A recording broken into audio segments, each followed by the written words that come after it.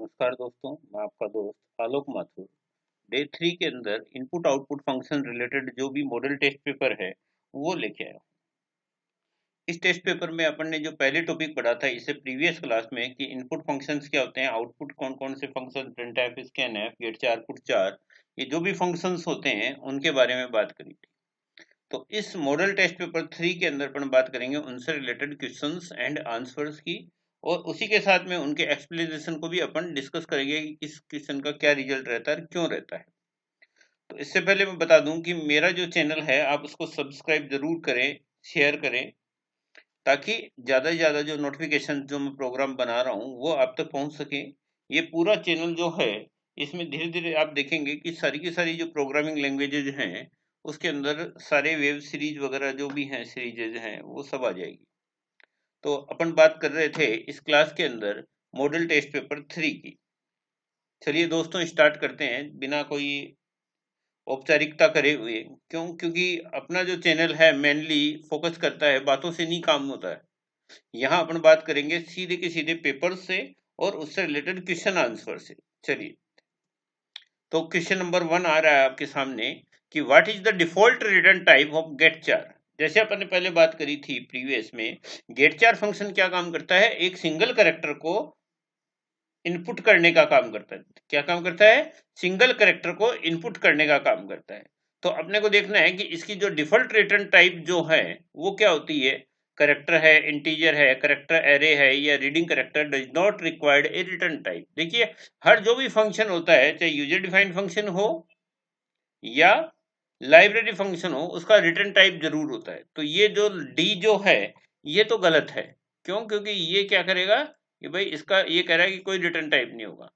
तो आंसर, क्योंकि अपन ने पहले ही डिस्कस किया था पहले वाली क्लास में कि इसका जो आंसर आएगा, चाहे तो पुट 4 हो या गेट 4 हो, उनका बाय डिफॉल्ट रिटर्न टाइप जो है वो कौन सा होता है, इंटीजर होता है। तो अपना आंसर क्या आएगा, बी। नेक्स्ट बात करते हैं, क्वेश्चन नंबर 2 की तरफ बढ़ते हैं।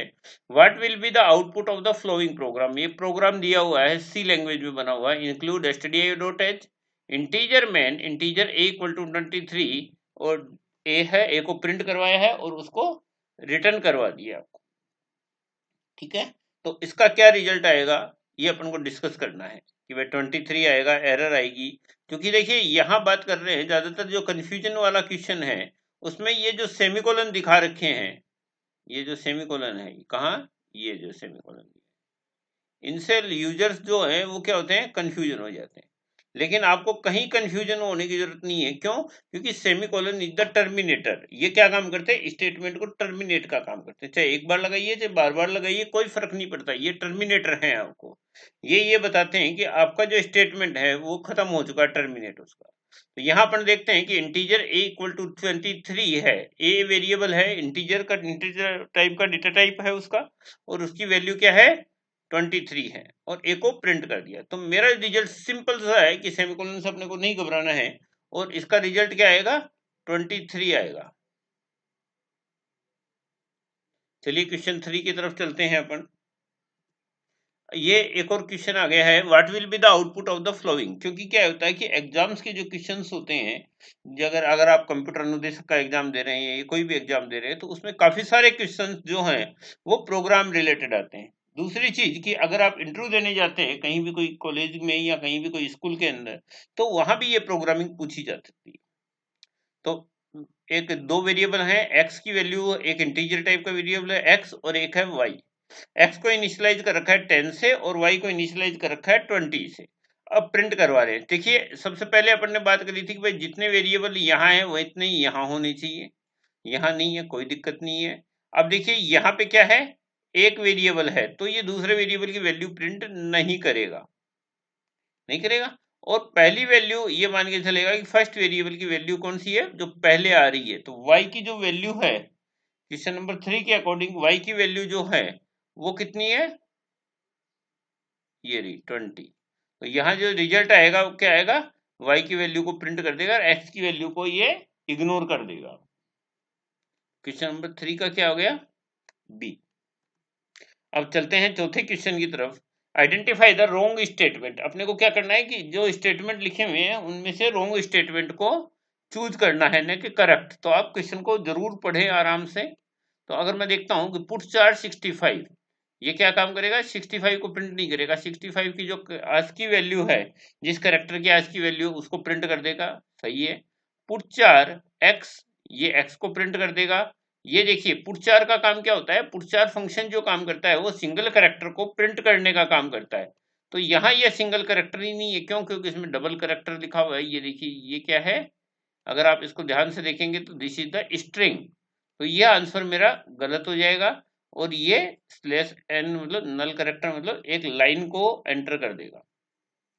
तो इस तरीके से मेरा जो आंसर है क्वेश्चन नंबर 4 का जो आंसर है वो क्या आएगा, सी। अब बात करते हैं नेक्स्ट स्टेटमेंट की तरफ चलते हैं, क्वेश्चन नंबर 5 की तरफ चलते हैं अपन दोस्तों। The output of the print F percentage you जो आता है वो अनडिफाइंड इंटीजर वैल्यूज के लिए आता है, और -1 जो है वो मिनिमम वैल्यू के लिए आता है।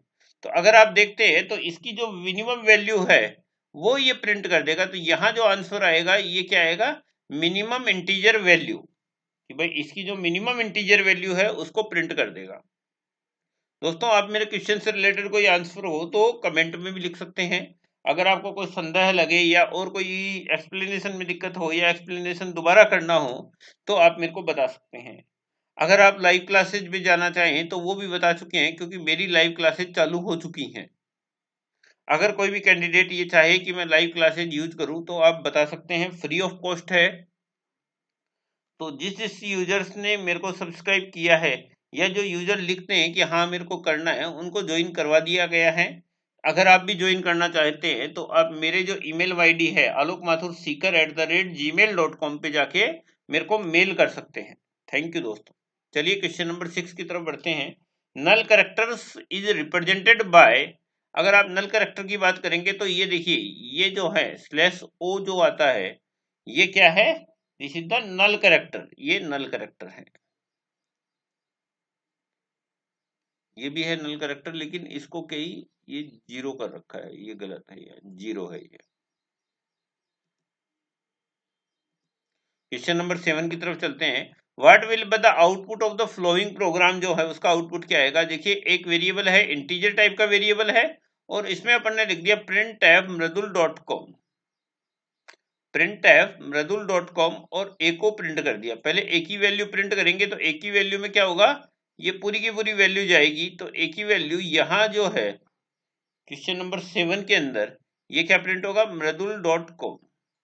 फिर लास्ट में क्या होगा कि क्योंकि पूरी वेरिएबल आ रहा है तो इसकी काउंटिंग करते हैं, 1 2 3 4 5 6 7 8 9 10। ये कितना हो गया, 10।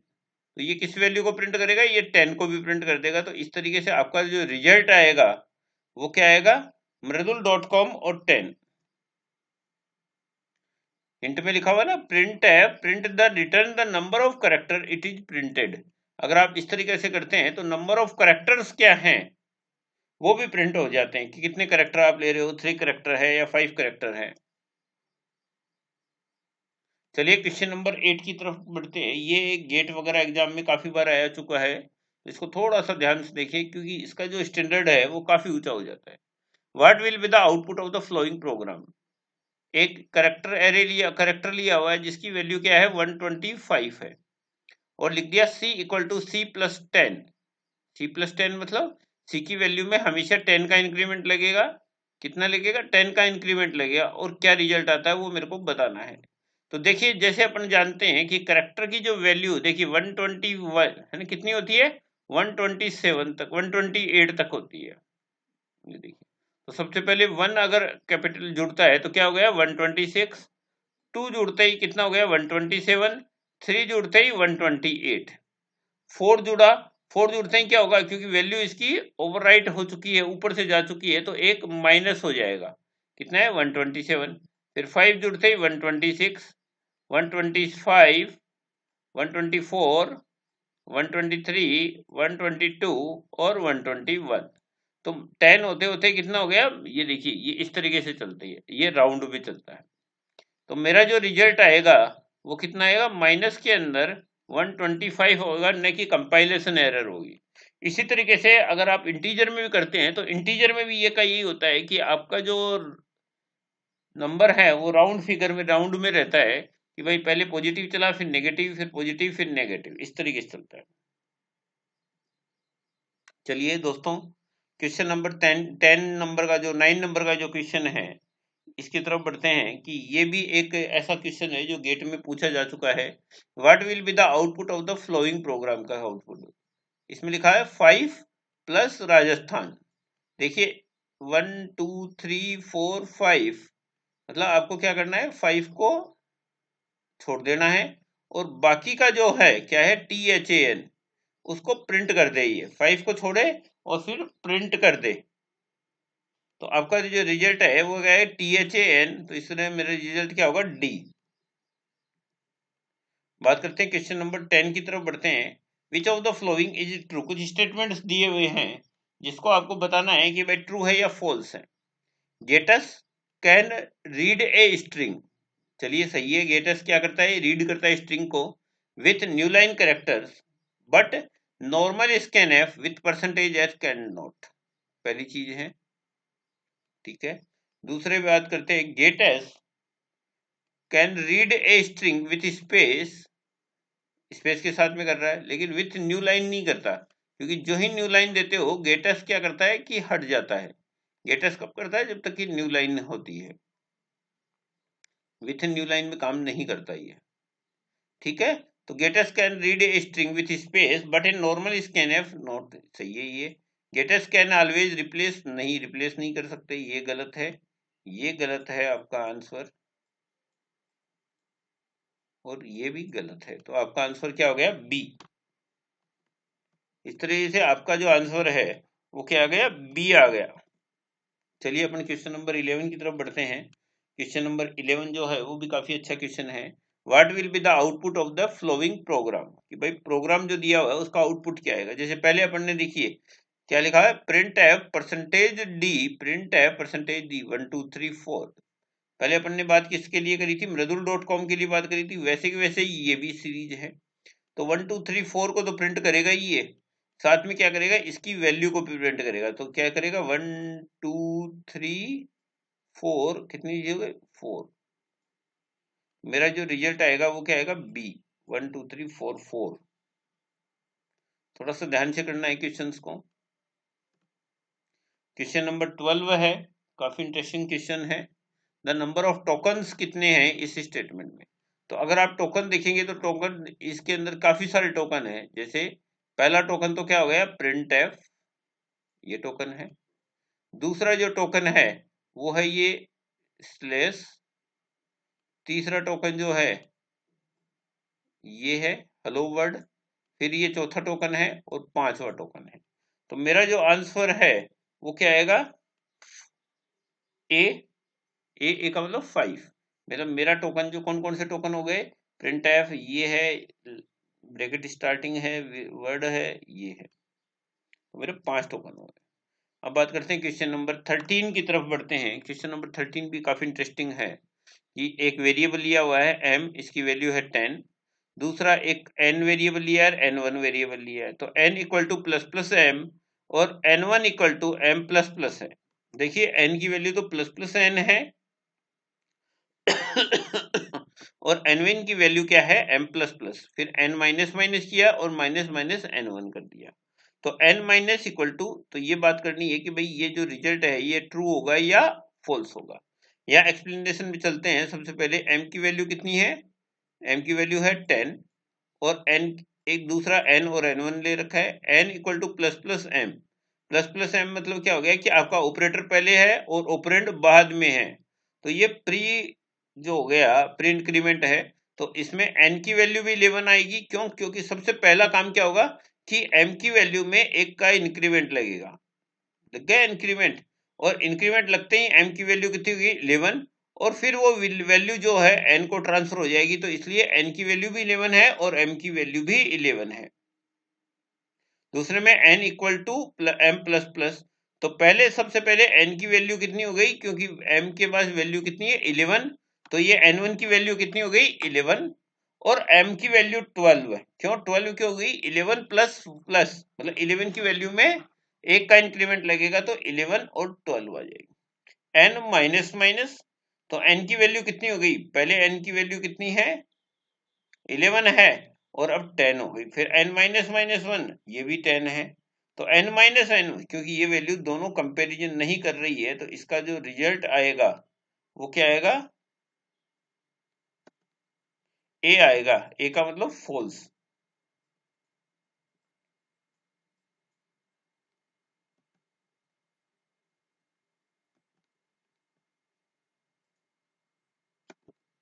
बात करते हैं क्वेश्चन नंबर 14 की तरफ बढ़ते हैं। Which of the following is not a data type, in C language में डेटा टाइप नहीं है, साइंड इंटीजर है, बिग इंटीजर है, शॉर्ट है। देखिए साइंड भी होता है, शॉर्ट भी होता है, लॉन्ग भी होता है, लेकिन बिग नहीं होता है। तो आपने को इस क्वेश्चन पे ज्यादा टाइम भी नहीं लगाना है। बात करते हैं क्वेश्चन नंबर 15 की तरफ बढ़ते हैं। What will be the output of the following program, include stdio dot h है, integer main equal to 3, main एक वेरिएबल लिया हुआ है। देखिए अगर आप फंक्शन लिखते हैं तो फंक्शन लिख सकते हैं, लेकिन यहाँ फंक्शन नहीं है, मैन एक वेरिएबल की तरह काम करता है, और उसको प्रिंट कर दिया। तो मेरा जो आंसर है 15 नंबर का वो क्या है, ए 3।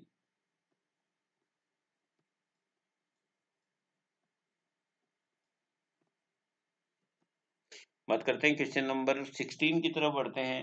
16 में एक डिफाइन कर रखा है, एक इंक्लूड stdio डॉट h कर रखा है, डिफाइन कर रखा है scanf को। देखिए scanf को डिफाइन करने का मतलब क्या आ गया, scanf like as a variable name, और उसकी वैल्यू जो डबल कोट में मतलब वो स्ट्रिंग है। अगर scanf प्रिंट करते हैं आप, प्रिंट एफ में scanf लिखते हैं, तो इसका जो रिजल्ट है परसेंटेज एस जो है वो फाइंड बेस्ड कोड से, ये क्या लिखेगा, परसेंटेज एस। क्यों परसेंटेज एस कहां से आ रहा है, कोई बता सकता है मेरे को?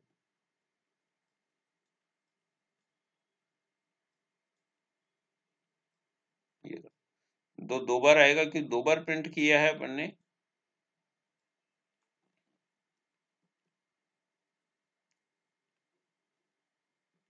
क्वेश्चन नंबर 7 पे उठते हैं। Which among of the following is odd one out, कि भाई इनमें से ओड कौन सा है। Scan F print F print F put 4। देखिए स्कैन एफ होगा, क्यों, क्योंकि बाकी तो क्या है, ये सही है, ये सही है, ये सही है, लेकिन ये गलत है, क्योंकि स्कैन एफ इनपुट के लिए काम में आता है।